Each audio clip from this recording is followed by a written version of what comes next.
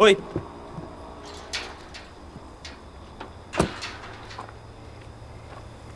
Bakit? Huwag ka nang babalik, ah. Teka, bakit ka ba galit sa akin? Si Jinho yung naglalagay kay Joey sa panganib, hindi ako. Anong Jinho? Hindi sasaktan ni Jinho si Joey. Hindi siya kagaya mo.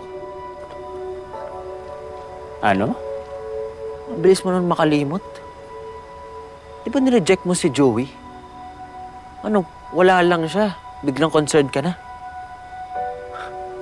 Kapal na mukha mo. Hindi mo ba nakita kung gaano siya kabait? Gaano siya katapang?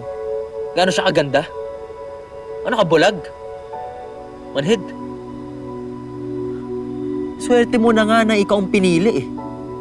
Ikaw ang minahal eh. Tapos sinaktan mo lang.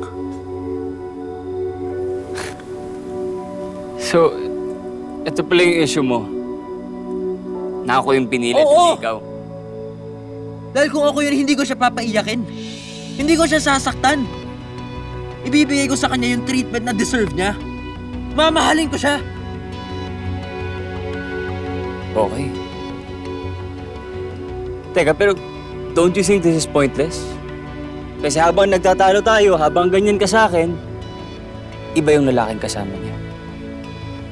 Ano sinasabi mo? Kasi ikaw na rin nagsabi na hindi kayang saktan ni Jinho si Joey. Pero baka iba yung gawin niya.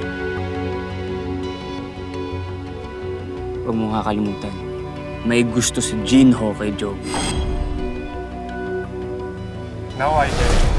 I understand why you like Joy so much. Huh? Look at her. She's very pretty and very nice, very sincere. You know, when she smiles at you, you can't say no to her.